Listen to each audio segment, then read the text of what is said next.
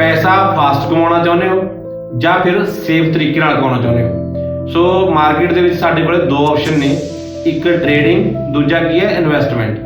ਜਦੋਂ ਅਸੀਂ trading choose ਕਰਦੇ ਹਾਂ ਤਾਂ ਉਹਦੇ ਵਿੱਚ ਕੀ ਹੈ, ਸਾਨੂੰ ਜਿਹੜੇ ਡਿਸੀਜਨ ਨੇ ਬਹੁਤ ਜਲਦੀ ਲੈਣੇ ਪੈਂਦੇ ਆ ਤੇ ਉਹਦੇ ਅਕੋਰਡਿੰਗ ਸਾਡੇ ਦਿਮਾਗ ਦੇ ਉੱਪਰ ਸਟ੍ਰੈਸ ਵੀ ਬਹੁਤ ਰਹਿੰਦਾ ਹੈ।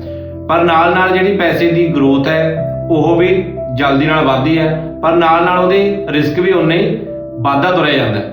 ਸੋ ਜੇਕਰ ਅਸੀਂ ਬਿਲਕੁਲ ਰਿਲੈਕਸ ਮਾਈਂਡ ਨਾਲ ਪੈਸਾ ਕਮਾਉਂਦੇ ਆ ਤਾਂ ਸਾਡੇ ਕੋਲੇ ਸੈਕੰਡ ਆਪਸ਼ਨ ਕੀ ਹੈ, ਇਨਵੈਸਟਮੈਂਟ। ਇਨਵੈਸਟਮੈਂਟ ਦੇ ਵਿੱਚ ਕੀ ਹੈ ਕਿ ਇੱਕ ਵਾਰ ਇਨਵੈਸਟ ਕਰਕੇ ਤਾਂ ਅਸੀਂ ਲੌਂਗ ਟਰਮ ਵਾਸਤੇ ਰਿਲੈਕਸ ਮਾਈਂਡ ਰਹਿ ਸਕਦੇ ਹਾਂ। ਮਤਲਬ ਕਿ ਪੈਸੇ ਦਾ ਲਾਸ ਹੋਣ ਦਾ ਰਿਸਕ ਬਹੁਤ ਘੱਟ ਹੁੰਦਾ ਹੈ, ਪਰ ਜਿਹੜੀ ਗਰੋਥ ਹੈ ਉਹ ਥੋੜੀ ਜਿਹੀ ਸਲੋ ਹੁੰਦੀ ਹੈ। ਸੋ ਜਿਹੜੇ ਬਿਗਨਰ ਨੇ ਉਹਨਾਂ ਵਾਸਤੇ ਇਨਵੈਸਟਮੈਂਟ ਸਭ ਤੋਂ ਬੈਸਟ ਹੈ। ਬਾਕੀ ਮਾਰਕੀਟ ਨੂੰ ਚੰਗੀ ਤਰ੍ਹਾਂ ਸਿੱਖੋ, ਸਮਝੋ, ਫਿਰ ਇਹਦੇ ਵਿੱਚ ਇਨਵੈਸਟ ਕਰੋ। ਜੇਕਰ ਹੋਰ ਨੌਲੇਜ ਦੀਆਂ ਵੀਡੀਓ ਤੁਸੀਂ ਦੇਖਣਾ ਚਾਹੁੰਦੇ ਹੋ ਤਾਂ ਚੈਨਲ ਨੂੰ ਫੋਲੋ ਕਰੋ, ਵੀਡੀਓ ਨੂੰ ਲਾਈਕ ਤੇ ਸ਼ੇਅਰ ਕਰੋ।